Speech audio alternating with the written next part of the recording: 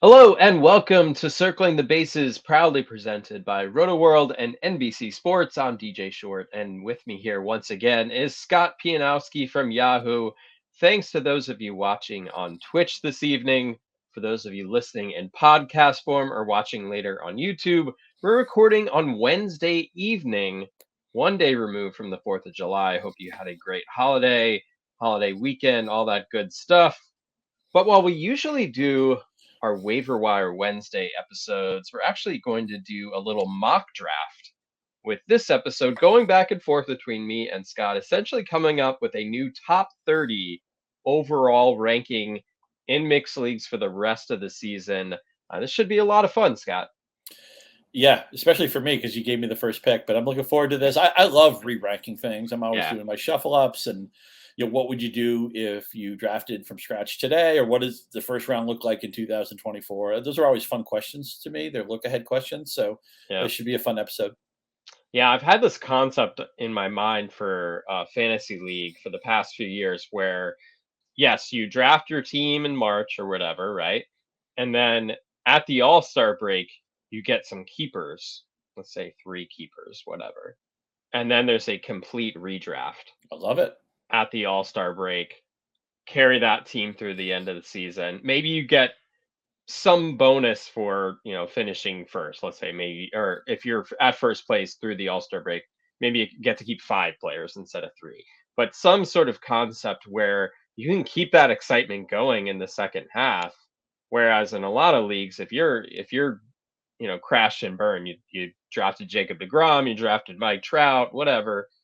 It's going to look pretty rough. But if you have a chance to draft all over again, hey, you could still be in the mix. So, we're constantly thinking of ways to make fantasy baseball more interesting. I think that could be one path to do that. But this exercise is all about, hey, the All Star break is almost here. Like, let's think about, seriously think about how things have shifted since the start of the season, and what we can expect the rest of the way. So this should be a blast. Like you said, Scott, you got the first overall pick, so this is a really tough choice. I'm sorry to put you in this position, man. Right. Well, let's go back to March, where it was like, which of the 4 or 5 players did you Mm. prefer with the first overall pick? There was not an overall consensus. There obviously is now because Ronald Acuna Jr. is breaking the game. He's on a loaded Atlanta offense, which basically their entire offense is getting shipped to the All Star game. That's how deep. And he bats first and runs and hits for power. And also, they're playing everybody every day in Atlanta. I think they're going to pull back from that a little bit in the second half because they're just going to run away with the division, and they're going to have to think about load management as they get ready for the playoffs. If you're in a league, like I'm in a league at my hometown keeper league, it's draft league.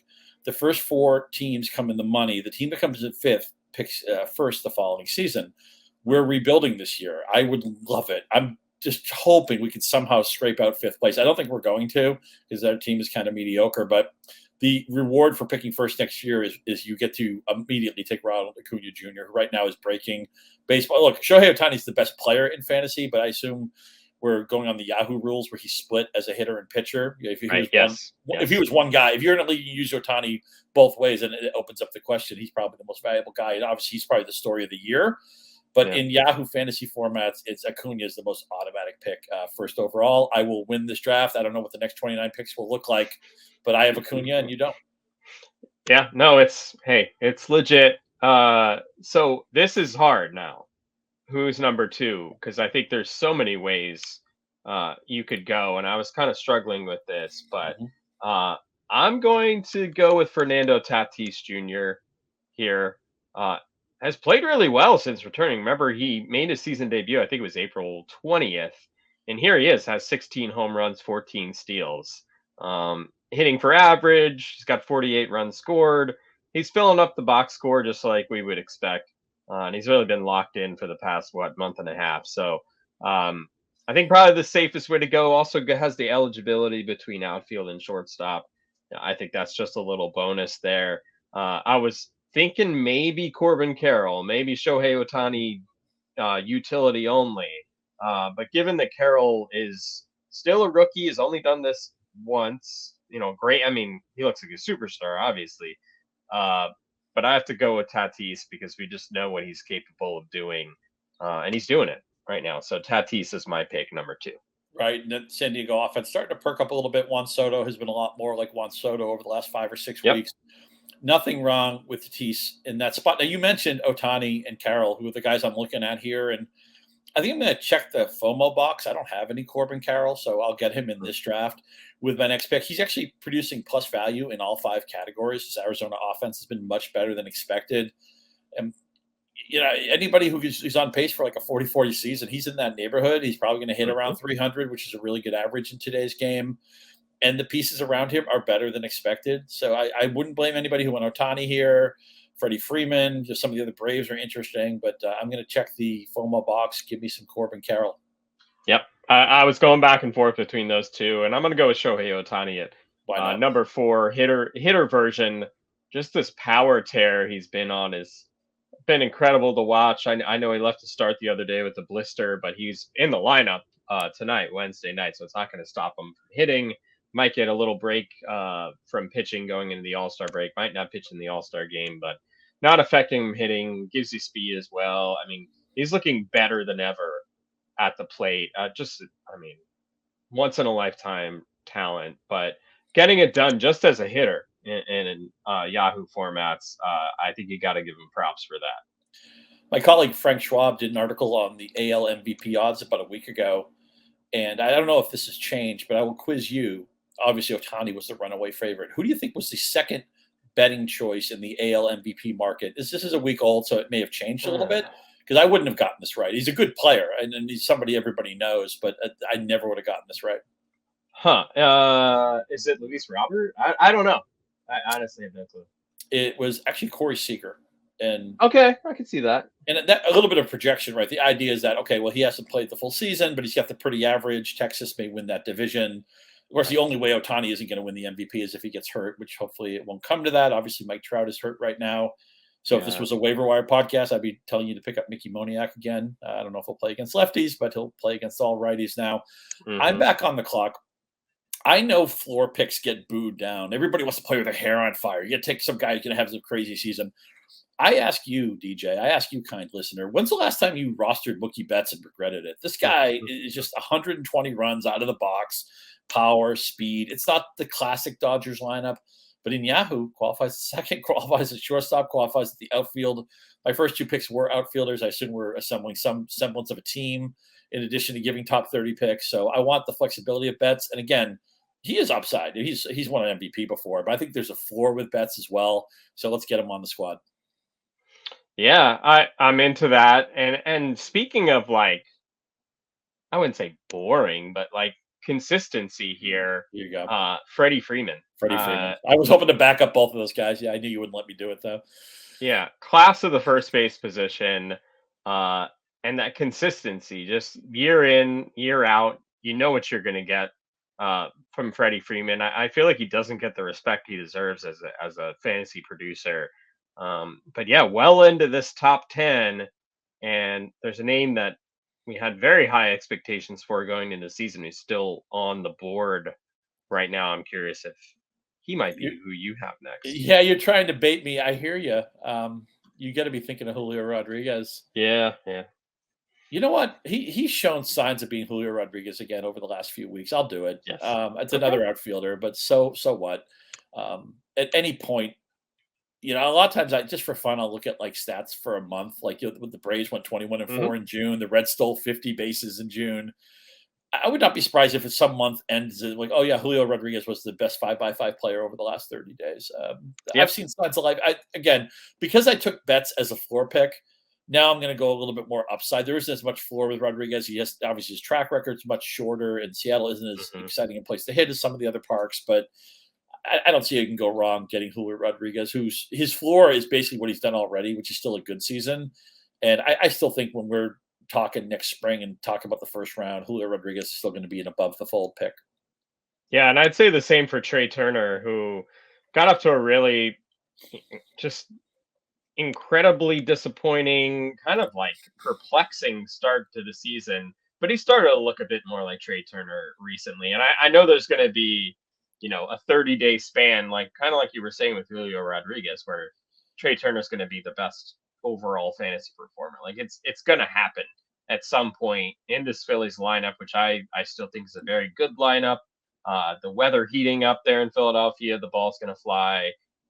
I think Trey Turner, where I'm getting him now, eighth overall, seems like a bargain to me. So I'm gonna go Trey Turner um, and this is pick number 8 in this mock draft so far. So the story of the season, maybe for the first 5 or 6 weeks, and it's tailed off a little bit, was the Tampa Bay Rays. It just felt like they never lost, and they had a Mhm. lot of guys who were out kicking their fantasy ADPs. This is another FOMO scratch for me. I don't have any Wander Franco. We always talked about him as a future Mhm. batting champion, but he's stolen bases at an aggressive clip this year. He's certainly shown power. Probably going to end the season around 20 home runs, maybe 40 to 50 stolen bases. Should hit for Yeah. about 300 average. And one of the few guys. The frustrating thing about Tampa Bay is their secondary players. You never know if they'll be in the lineup every day, and it drives me crazy because I want to roster some of these guys.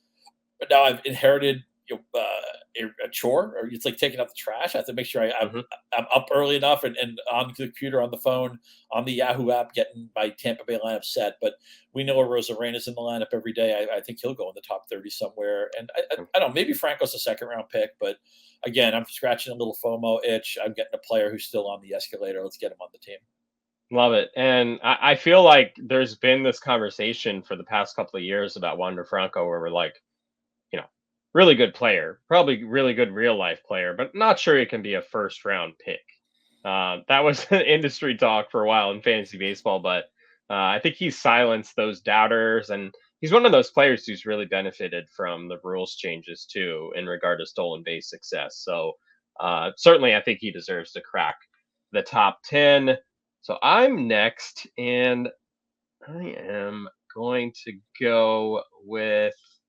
Oof, I'm going to go with Kyle Tucker, Great who pick. hasn't had quite the most like amazing season, and maybe that's part of just the Astros aren't firing on all cylinders offensively. Like there just hasn't been this stretch where they've had all their pieces. Um, right now, Jordan Alvarez is out with an oblique. Jose Altuve might be sidelined for a while with an oblique injury too.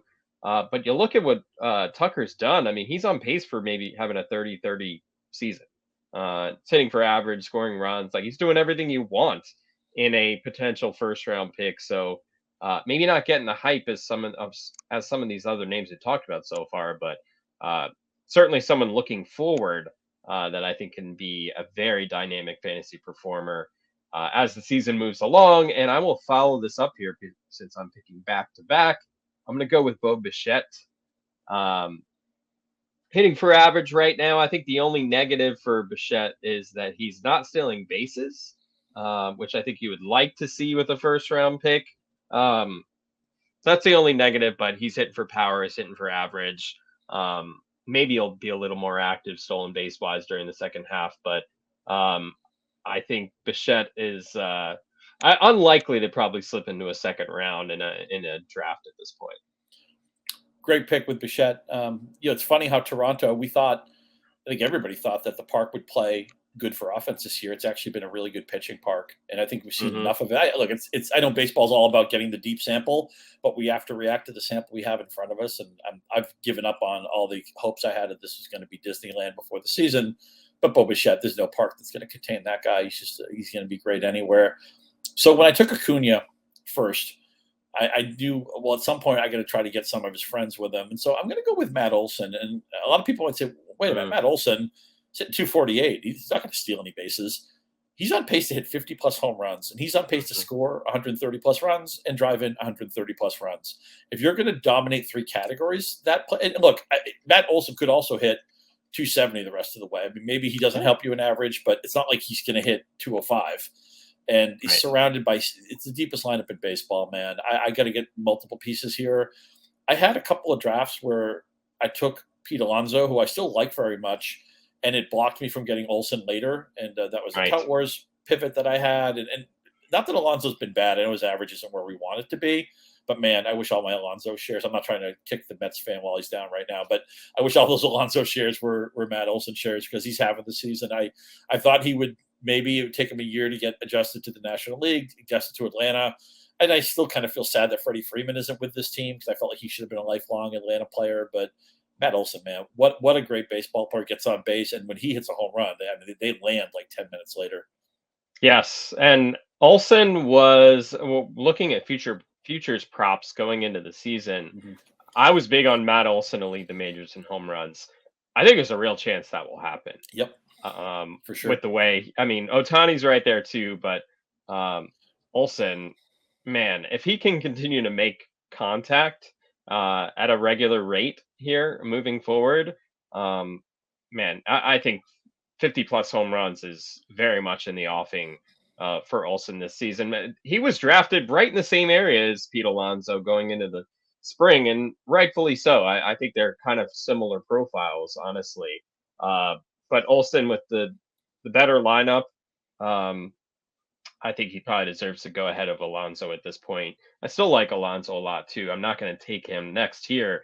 I'm going to take Juan Soto, who you mentioned earlier, looking a lot more like the Juan Soto we expected. He got off to a slow start this year, but basically the past month and a half, he's looked a lot more like the Juan Soto that we know and love. I expect that to keep going throughout the second half of the season. Power, a little bit of sneaky speed there. We know he gets on base pretty much more than anyone, so there's going to be runs scored there as well. So Soto at this point feels like a bargain to me. I love it. So when you told me in email we're going to be doing this draft, top 30, there's a player I had in mind. I had no idea where to slot him, no idea where to draft him, but I just said, I just got to get this guy on my team. And he's only played tonight. He's playing his 26th game in the major leagues. He hit his 4th home run tonight. He's already got 10 stolen bases. Multiply that by 6. He's on pace right now to have a 24 homer, 60 steal season, hitting over 300. I'm talking about Elly De La Cruz. The Reds have become just one of the most fun teams in baseball. As I said, they had 50 stolen bases in June. One day I actually went, I think it was Monday. I forget what day it was this week. I actually decided to bet a stolen base prop on like 6 of their guys, and none of them stole bases. And then everybody who I bet, I mean, tiny little bets, whatever. I'll be fine. I'm still eating dinner. But the next day, like all of them stole bases. I was just a day early on it. Yeah, maybe I did. Maybe the way it goes. Didn't evaluate the Florida catching situation properly, but. Look, man, Elly De La Cruz, I'm going to predict right now he's going to be on magazine covers next year. You know, the Cincinnati Whiz Kid. And what a fun team, right? Spencer Steer came up. He's been really good. If they can just get a little pitching, it's hard to kind of sell yourself. I know there's been injuries there. There's been underperformance there, other than their bullpen, which has been very good. The starting rotation hasn't been great, but right now, you talked about them at one point a few weeks ago. They were 7-1 to win the NL Central. Now they're in first place and looking every bit like a playoff team. I mean, I look at the Reds roster and the Brewers roster. I feel like I would take the Reds player at almost every position right now. Yeah. So I had to have De La Cruz. I don't know if it's too early, and you know, people can tell me on Twitter or whatever social media platform we're going to be on tomorrow. I don't know if it's Twitter, but yeah, exactly. Kind of be somewhere. I just had to have him, so he's on my team. Yeah, everyone's tonight. Everyone's going on Threads, so we'll see what happens with that. I just added it too. I have no idea what it is. I guess it's kind of like Twitter, but not really, and. We'll see what they do with that. But yeah, over the weekend with everything that happened there, rate limit exceeded. Saw a lot of that over the weekend, which is tough for a place like RotoWorld where we, gather and synthesize news to put it into our player news feed, and to kind of be, stifled in that manner is weird. It's such a shame. I love Twitter. Yeah. I love what Twitter was, and maybe it can be that again, or perhaps one of these other. And I'm, as I said, I was on vacation for a week. I played golf back in New England, saw some friends, ate some great food, and unplugged as much as I could. Somebody even said to me, somebody tweeted to me, said, "Are you going to tweet this little during the football season?" I said, "Hey, I was just on vacation, man. I try and do what you're supposed to do on vacation, which is not be on social media every waking minute. But hopefully, we can get to a good place to share ideas and to share, movie recommendations. I just finally saw the new Top Gun. I have a bunch of thoughts on that.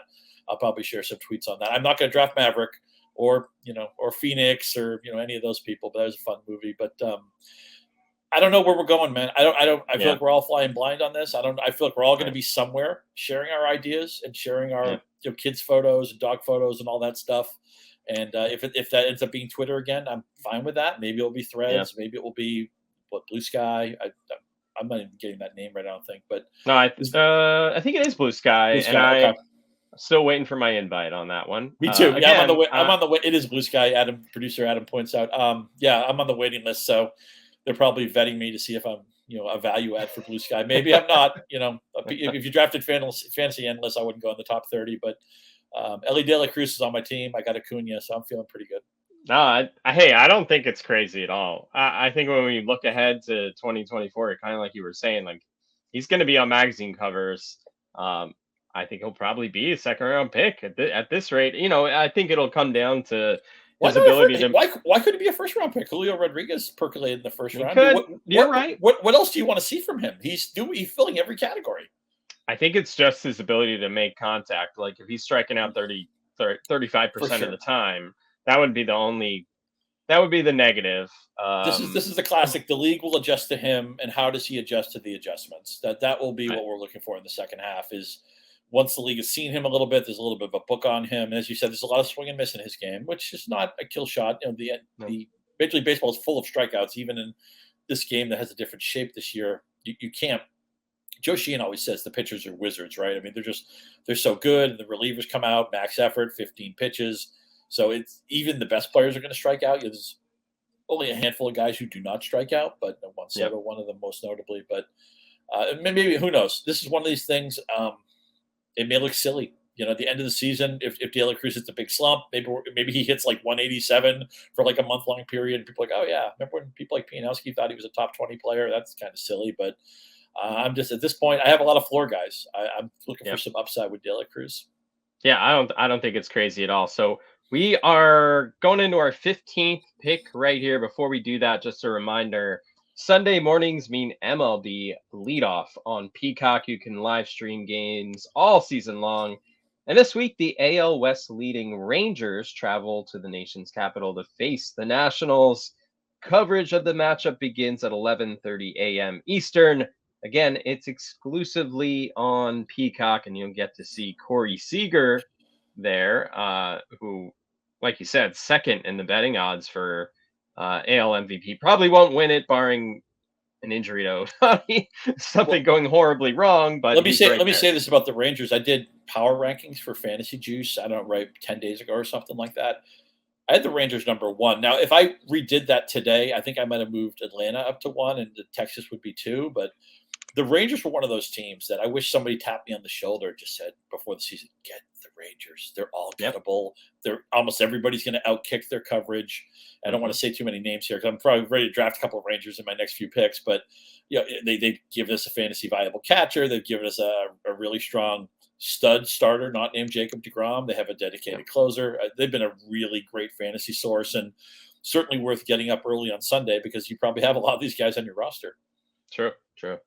So we haven't taken no pitchers yet. I'm not going pitcher here either, but interesting, no pitchers. We're at pick 15. We're halfway to 30 right now. I'm going to take Jose Ramirez with the Guardians. Wow. Not super exciting numbers so far, but steady as it gets. I mean, 52 RBIs, 51 runs scored, 13 homers, 9 steals. When you put that all together over the course of the season, you're talking 100 RBIs, 100 runs scored, almost 30-30, and it's like the most boring 30-30 ever, maybe.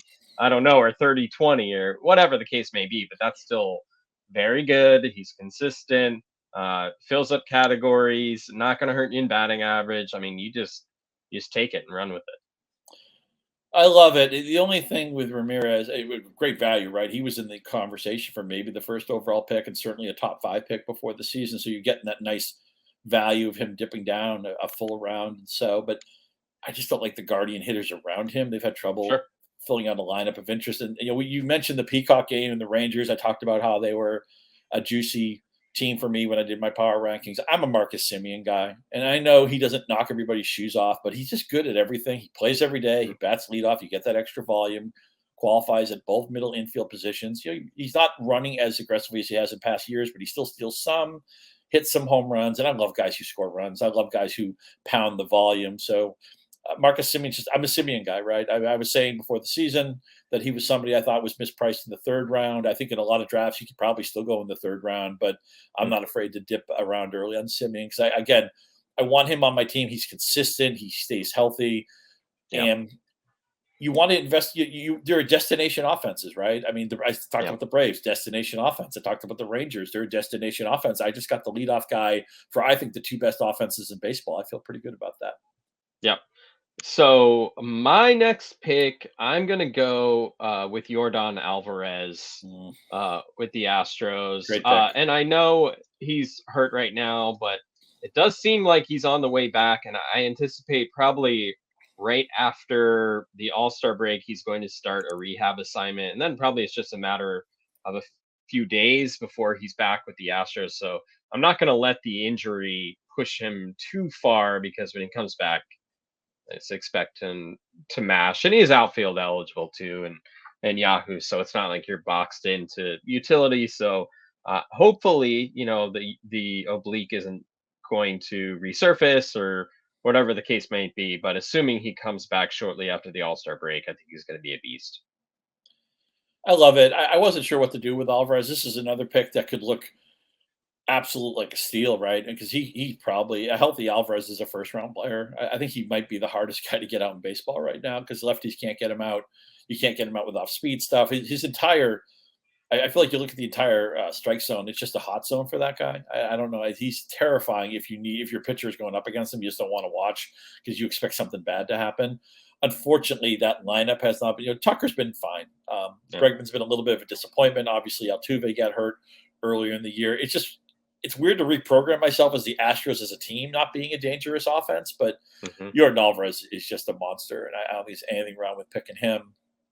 Before the season, I was all on the White Sox, and man, it's been ugly. There's been injuries, there's been poor performance. I'm still trying to wrap my mind around the idea that Tim Anderson isn't good at baseball because it just goes against everything Tim Anderson stands for me. But Luis Robert has put up top 10 stats at this point. Now, maybe he doesn't have the running mates in this offense, but another guy on pace to have a big power season. He does run some, and he hit for a plus average in today's game. So maybe by Eloy Jimenez enthusiasm, maybe by Tim Anderson enthusiasm, maybe by Giolito and some of the pitching guys. Giolito's actually been okay, but maybe it's Luis Robert was the guy I should have gotten in Chicago, and the other shares go down the drain. But props, man.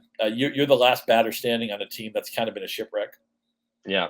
No doubt about that. Exciting to see him. He's going to be in the home run derby as well. Looking forward to seeing that. Just hope he can stay healthy. A full season from Robert could be really fun to look at the baseball card going into next year. So I am going to take our first pitcher, Here we and I go. think it's kind of wide open here. You could go any number of ways, but with the back injury to Shane McClanahan, I'm just going to go with Spencer Strider and see where this takes me. The strikeouts are there. I know there was a bit of a rough patch. There was a start against the Mets where I think he gave up 8 runs, and then he got hit around by the Tigers in the start after that. But he's bounced back nicely from there. 3 straight games with at least 9 strikeouts, 2 runs or fewer, earned runs or fewer in each of his last 3 starts. So I think he's settled down a bit. I mean, he already has 155 strikeouts in 98 and a third innings this season. We love the Braves lineup, so the run support will be there. So for me, Strider is the first pitcher off the board at this point. I like it. I was asking myself, well, if I'm going to tap the pitching tier, who would be my first pitcher? And I think Strider would have been my guy too. Although I was strongly considering another pitcher, and I'll just take him now. And this may seem a little weird. It may seem like I'm maybe pushing him up a tier. I think when we ranked pitchers, he may have been closer to 10 than he was to 1. But Framber Valdez just does something that I love. Every start goes deep. Every start, he gets like 5, 6, 8 strikeouts, gets a lot of ground balls. He's a really tidy whip.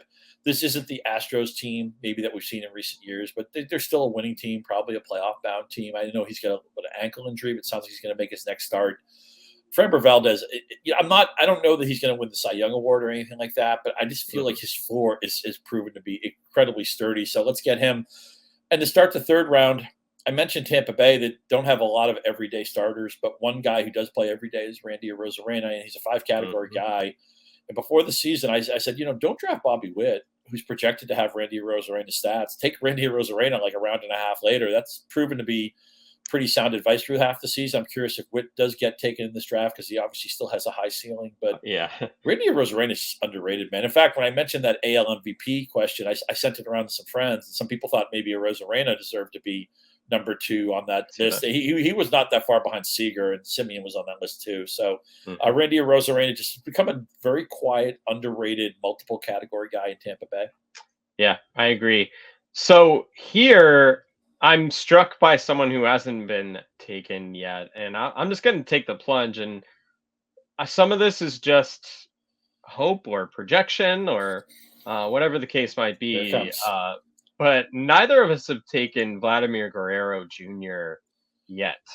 Um, I have to do it here because I think there's going to be a stretch where he gets hot.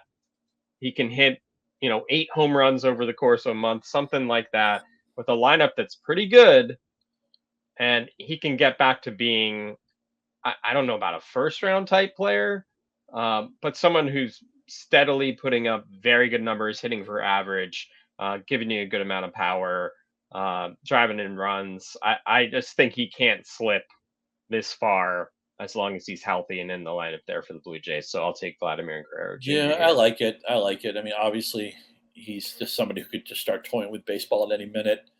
And I still think the Toronto lineup is a lineup I want to bank on, even though the park hasn't played as expected. Yeah, I'm just going to do it. I told everybody all spring I thought Bobby Witt was mispriced. I didn't think he was a first round player in this draft, or the 10-team draft. We're not using him as a second round player. But even though Bobby Witt still has that lousy OBP, well, it's not a 5x5 category. He does have 13 Right. homers. He does have 25 stolen bases. It feels like every time he gets on base, he steals a base, and he's hitting in the 250s, which is not a kill shot in today's game. I know the lineup is Mhm. really depressed, and they've lost some pieces there, but um, yeah, this is who he is. He fits the slot I'm getting him in, and if he shows any kind of improvement, then maybe he percolates back into that first round, and it feels like he justifies it. So I Right. faded. I thought Witt was mildly overpriced before the season. I actually think if you can get him in the third round of a redraft, I know it's a 10-team league, but I think that's pretty good value on Witt. He qualifies at a couple of positions as well. I like that one. I'm going to go with Garrett Cole here. Love it. Who I think is just kind of maybe boring at this point, but he's having a great year. His ERA is what, sub 3? I think it's just under 3 right now. 2.79. Piling up the strikeouts. I know the Yankees offense isn't isn't very good without Aaron Judge, so run support may be an issue, but the Yankees bullpen is very good too. So any leads they have will likely be protected most days, and Cole usually gives you at least 6 innings at every start. He's just been rock solid and consistent so far for the Yankees this year, so couldn't let him slip too far in this draft. I forget what the Yankees hit in June. It was like 204 or something It in that was neighborhood. It it was was just over right around 200. 200. It's insane. Yeah. Man, it's just you take Aaron Judge out, and it's just no fun to have. I'm a Red Sox fan. I don't want the Yankees to win, but I don't want. It's no fun as a baseball fan to There have was Aaron a Judge be hurt. story yesterday. I think Judge took some swings, but he was kind of like, it didn't feel good. Is what he said after, and he was basically saying like, this is the kind of injury that might take like a year to heal. He might need surgery. He's hoping he can delay it until after the season, but he did not sound overly enthusiastic. So it's really hard to put a timetable on when Aaron Judge will be back. I mean, if it seemed like something was going to be at least, you know, somewhat in the near future, he would have been drafted already, sort of like Alvarez was, but we really just have no idea. I hate saying this, but I think if you have Aaron Judge, I think you're in take whatever you can get mode. I would trade him for anybody who would be drafted the top 10 rounds, like without question. I just do it. I wouldn't even hesitate because I think there's a chance that Judge doesn't get back. Maybe he gets back right before the playoffs. They want to get him ready for the playoffs if the Yankees even make the playoffs, which is not a sure thing, of course. But I just you have to. It's no fun to play fantasy sports like an actuary, but I think in cases like this, it's probably the right move. I'm going to take a player who the gap between real life and fantasy value, okay? Because Adolis Garcia is not, he swings at anything. I know he's got batting average risk, but he's part of that Texas lineup. I said I want to invest in it. Got a lot of power. He occasionally will steal a base. The run production's going to be there. It's been a park that's been really fun. There's been some keg tappers there. And I think in a lot of leagues, I think the smarter your league is, the more a player like Garcia gets underrated because we just want the stats. It doesn't matter if his OBP stinks. It doesn't matter if maybe he's a player who won't age particularly well when he gets into his mid-30s. He's a productive player right now. He's on one of the 2 or 3 best fantasy offenses. Again, watch him on Peacock Sunday morning. I think Garcia's been underrated because, look, he does what we want in fantasy. He fills up categories that we need, and it's not the approach maybe we'd want. He swings at anything. I get it, but that's okay. I'm not building a real life here. I'm just trying to get some fantasy categories squared away. He will do that for me. No doubt. I thought he was underrated going into the season, and that's borne out so far. He just continues to get it done, fantasy wise for sure. I'm gonna go with Pete Alonso with my next pick. Had that injury and was hit by a pitch, and originally was expected to miss like 4 weeks with the bone bruise in his hand, but he's back now. It hasn't been great since returning. You wonder about the hand. He's going to be in the home run derby too. He's the Mets representative for the All-Star game. I'm kind of just like, I wish he would stay home and heal. But obviously he wants to be in the home run derby. He takes that all very seriously. But, Alonso's one of those guys, like he could have a 10 homer month or something, like his raw power is right there with anyone in the game. And I can't let him slip too far, especially considering Olsen went when he was Matt Olson went 12th overall, and here we are, number 26. Only 4 picks left in our top 30 draft here, but yeah, Alonso, assuming he stays healthy, he's probably going to be in the top 5 home runs rest of the way, I would think. Well, I hope so. I have a lot of Pete Alonso shares, so I would not bet against him in any home run derby. Just a pure power hitter. And I'm just a Pete Alonso guy. I always will be. So you're obviously wearing your Mets colors. You don't want to draft any Atlanta guys. Did you notice all 4 of their infield players made the All-Star game? So I saw that. Yeah. Let's take one of those guys in Ozzy Albies, who right now is actually number 14 in 5x5 bank value. So if anybody thinks this is a reach, he's produced justifying this slot. He's got the 22 home runs. He's got a handful of stolen bases. The run production is really good. Again, I love player in the 20s. Destination offense. He's got the buoyancy of this entire lineup. Anybody on this Atlanta team. If we went deep enough, I'd try to get one of their catchers. And you got Spencer Strider, unfortunately, who's a guy I certainly wanted. I'm curious if we take any more pitchers before we lock up shop. But I knew when we started, it wasn't just going to be Acuna for me. I was going to take some other Atlanta guys. So let's get Albies on the roster. Okay, and you didn't take Corey Seager yet, so I'm going to go. I'm going to go with Seager. His numbers are just totally bonkers. He's hitting 355, OPS north of 1,000. The thing with Seager is that he doesn't run, and in today's game that matters a lot. I mean, he's never run, so that's why he's kind of a tier. He's always been a bit of a tier behind the other shortstops who will touch all categories, and that's the case now too. But he was the top player that we expected would benefit from the shift changes. And maybe that's part of it, but he deserved better batted ball fortune anyway, even if you put the shifts stuff aside. Being a part of this Rangers offense, I mean, just feels like a slam dunk for Seager here. I like it. I hope he can stay healthy. And as you said, you're going to have to supplement your stolen bases elsewhere, but that Texas lineup is destination. He's got really good pieces, not just in front of him, Simeon batting first and Garcia's not far behind him, but they have really good hitters batting 7th, 8th, and 9th too. Yeah, Leotis Taveras is welcome on any of my teams, and he's usually in that bottom third. Sometimes he bats 9th. I think he's been one of the better waiver wire pickups this year. I feel like we need to have a little bit more representation with pitching. So there's a lot of guys who all look kind of similar. But I'm going to take Kevin Gausman for 2 reasons. One, just the strikeout rate is through the roof. And 2, again, the Toronto Park has played pitcher friendly. I can't ignore that. So I considered Zach Gallen. We don't know McClanahan's health status. If he were healthy, he would have gone a lot earlier than this. I think we all agree on that. But Kevin Gausman, who's a guy Baltimore couldn't develop a pitcher for a long time. He kind of fizzled out there, found his way in the National League, and he's turned into an ace certainly for Toronto. Happy to get him at the end of the 3rd round. So I'm going to take my chances and go with Shane McClanahan for my final pick.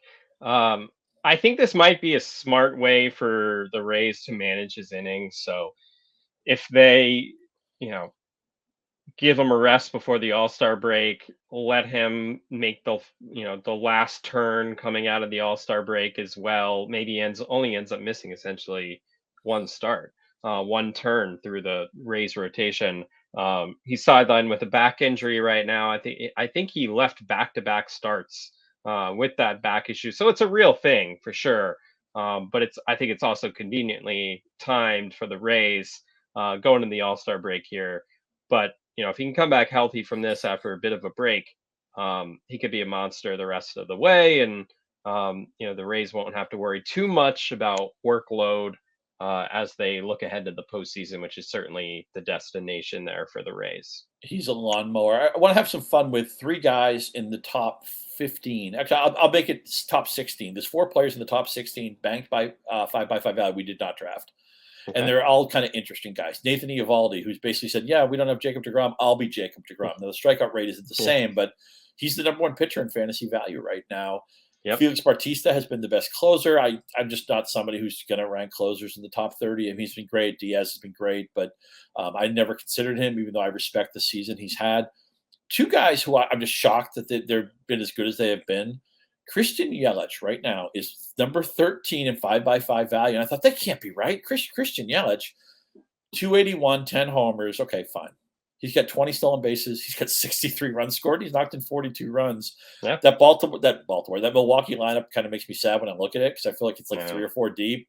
And it's just hard to reconcile. Yelich at one point was a monster. He was an MVP one year. Another year, he could have won the MVP. I mean, he might have been the best hitter in baseball at one moment. He's not that guy now. But because he's going to run this aggressively, because he's getting on base, we know he's always been a good OBP guy. He's scoring tons of runs. If you fill the runs category, you're always going to have good hitters who bat early in lineups, and that's always kind of a good cross check. Mm-hmm. Nick Castellanos this season, I didn't see this coming. 310, 13 homers, 6 stolen bases. You think, well, that's not so great, but he's on pace to be over 100 runs scored, 100 RBIs. In a lineup that's been disappointing. Trey Turner didn't go in this draft, right? I don't think you took him, did you? Turner? No, I took him. I took him 8th overall. Yeah. I'm sorry. I apologize. Wow, 8th overall. But the Philadelphia lineup, right? I mean, at least they got Harper back ahead of schedule. I thought we'd be getting a different season than we're getting out of Schwarber, although he did have a great month for power in June.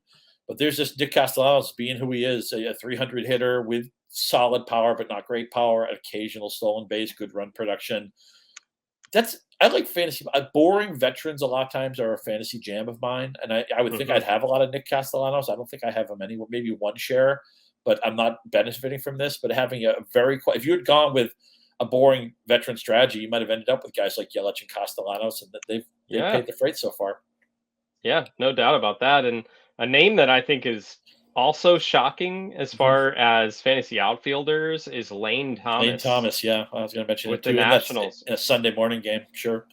Incredible season that he's had, both power and speed. We saw like flashes of this before, but obviously not to this level. But he's enjoying a great breakout campaign. And, if you got him off the waiver wire, which you probably did because he wasn't drafted anywhere, you are very happy. Although probably it took a little bit of convincing for you to actually pick him up. So I don't know how much you banked of those numbers, but he's been amazing. Well, we did pitch him a few times here when he was under 50% rostered. Obviously, he's sailed past that. The question for me is, and the question I will pose to you and to anybody listening, where do you drop Lane Thomas next year? He's a guy who bounced around a little bit, but his Washington stats were always good. He always had no BS plus, well over 100. And I think he'll go into, unless he has a monstrous slump, he'll have this leadoff spot to himself next year. So you're getting the extra volume, the power speed mix plays. He gets on base. Maybe the 300 average isn't going to stick, but I think he can hit for a plus average. Say in a 12-team league, is he like a 7th round pick, 8th round pick? Where do you think he goes next year? I want to see the second half before I answer that question. That's a fair question. I want to see how he finishes. But right now, I mean, the profile that he has, I mean, he's probably outside the top 100, but he's in that area, where you're kind of looking for that third outfielder. I think he would probably be there. But I want to see where this story goes in the second half. Maybe he gets traded. He's one of those. The Nationals don't have a ton of chips. Jeimer Candelario.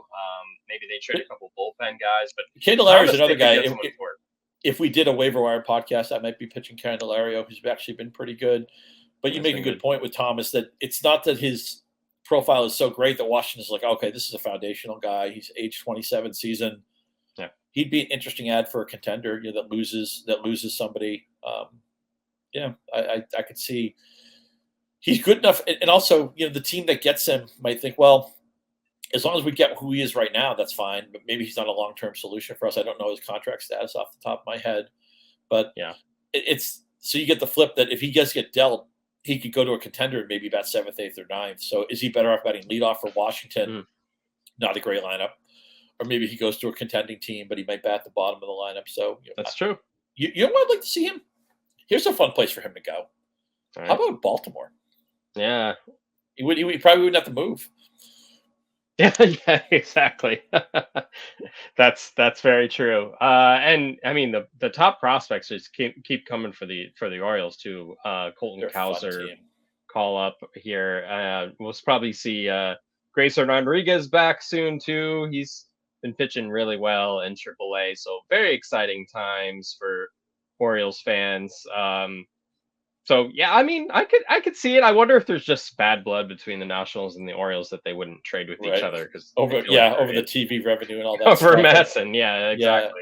Yeah. Producer Adam points out that Thomas signed a 1-year, $2.2 million deal before the season. He's probably arbitration eligible next year, so got to get a bump, but probably not to anything prohibitive. It'll be interesting to see how Washington plays the deadline, and I hope we did get it. The Aroldis Chapman trade went down. We got about 3 or 4 more weeks until the actual deadline hits. And I'm curious to see some of these teams, like my Red Sox, right? I mean, I guess they're quasi-contenders. I think they should sell everything they can sell. I just don't see how that pitching staff gives them any upside in the playoffs. I always am curious about the teams that are kind of on the fringes of contention, but they don't have a roster that would play maybe that great in October. I know it's short series, anybody can win. I get it. But from the Red Sox perspective, I think they should sell. What do the Mets do with that gigantic payroll? It's obviously been disappointing. Are they going to be sellers? What do you think about the Mets? What are they going to do next month? I think they're going to be modest sellers. I think it's basically impossible to trade a Max Scherzer or Justin Verlander. So they've been mentioned, but I find that very unlikely. But someone like Tommy Pham, who's probably the Mets' best hitter over the past month, he's on a 1-year deal. Like he's an obvious trade chip, not going to be part of the future there. I'd miss him personally because he's been a lot of fun to watch over the past month with the Mets. He's been traded before. He was traded to the Red Sox last year, right? Finished the season there. I could see someone like him going, Adam Ottavino, like that kind of stuff. But I don't really think there's going to be a major shakeup on the Mets roster. Maybe even Starling Marte in his age 34 season, although he's not having. Man, he's much more valuable for fantasy than he has been for real life. His OPS plus is 82. Yeah, he's got the 22 steals, right? He's running, so that's good. It's at the point now where if I were a contender, I'd rather have Pham. I think Pham's actually more useful for a lineup these days than Marte is, which sounds kind of crazy because Pham wasn't even in their regular plans. It took injuries, and now it's like, man, he's got to be there. He's their second or third best hitter right now. Yeah. He's been their best player over the past month, and he's elevated himself to the second spot in the lineup, which he deserves at this point. But yeah, I think he's the number one guy who's most likely to go, and maybe he rubs some people the wrong way, but when it comes down to it, he hits the ball hard pretty much every at bat, and he's in every at bat too. He's a really good player. I've become a fan from watching him up close. I haven't had the opportunity to watch every day to see him play, but I think he's gonna most likely will be traded. And trade deadline will be here within 3 weeks. So we'll see those rumors pick up going into the All-Star break. And when we see you guys next week, we will actually be in the All-Star break, leading into the home run derby and all that fun stuff. So we will probably talk about that in our next episode. Maybe we can think of a fun home run themed thing. I don't know. I'll have to think about it. But looking forward to that. Me too. When I grew up, as a Red Sox fan, baseball was different because there was no interleague play, and the DH was obviously still a part of baseball. It wasn't until fairly recently. I took the All-Star game seriously. I wanted the American League to win. I'm old enough to remember when the National League won all the time, and then Fred Lynn hit the home run off Atlee Hammaker in Chicago, and that meant a lot to me. And I used to watch. I'm a baseball fan. I'll watch the All-Star game, but I used to be like, don't bother me on Tuesday night. I'm watching. I want to watch all the introductions, and also it just speaks to how things were different. Where now you can watch any game you want, and which is great. And the highlights are up. The moment somebody makes a great play, you can see it on social media. Soon thereafter, somebody texts it to you in a text thread or something like that. Right. A lot of times in my childhood, you watched an All-Star game because it was your only chance to see players. Oh, okay, I could see Tony Gwynn, who I normally wouldn't see, or I might see once a year on a random game of the week or something like that. Yeah. So I'm not saying the All-Star game still isn't fun. And also, I think Joe Sheehan mentioned this in passing in his, or maybe he talked about on his podcast with Keith Law. I would love to see like somebody like Ellie De La Cruz in the All-Star game. I know he's only played a handful. He's played 3 or 4 weeks, whatever. But he's one of the most exciting players in baseball. Yeah. It should be a showcase. The All-Star game should be a showcase for the players people want to see. And the player they were comparing him to is like Whit Merrifield. And I know they're not in the same league and everything. But my blood gets pumping when I think of Ellie De La Cruz. I think Whit Merrifield's a nice player, and I respect him, and he's been fantasy good to me. But I don't think anybody's changing their Tuesday night plans because Whit Merrifield's coming up. But I feel that way about the Reds, and I certainly feel that way about Ellie De La Cruz, which is why I took him the second round of our mid-season mock draft. That you did, yeah. And I think the All-Star Game is a showcase of what makes Major League Baseball so exciting right now. And if you were to think about who are the most exciting players in baseball at this very moment, Ellie De La Cruz is in the top 10. I mean, it has to be sure. at this point. So I agree. I think we had this conversation too when Steven Strasburg was called up, and that was in 2010. And he had only made 14 strikeouts in his first start. I'll never forget it. Yeah. And that was, I think he only made a handful of starts. He didn't make the All-Star team from what I remember in his first season. But I remember a lot of people making the argument, hey, if Steven Strasburg was on the mound in that All-Star game, like it would be appointment viewing.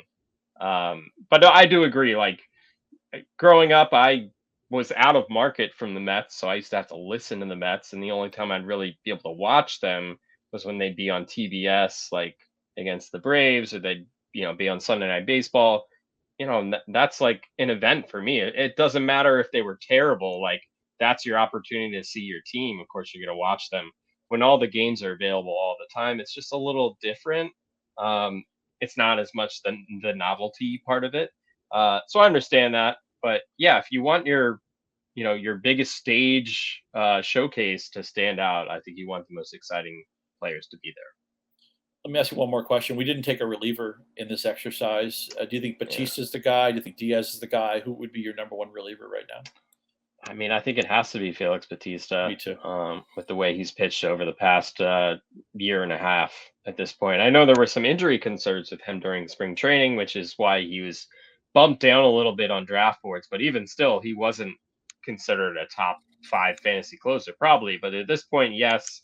And Alexis Diaz, who entered the season with his own questions, has just become a better pitcher. I don't know if maybe Edwin Diaz has some spare time and he's whispering in his brother's ear, whatever the case might be, giving him some feedback. But, he's making up for the lack of Edwin Diaz right now and emerging as one of the top closers in baseball. No doubt about that. But, yeah, I think Felix Bautista is the man right now.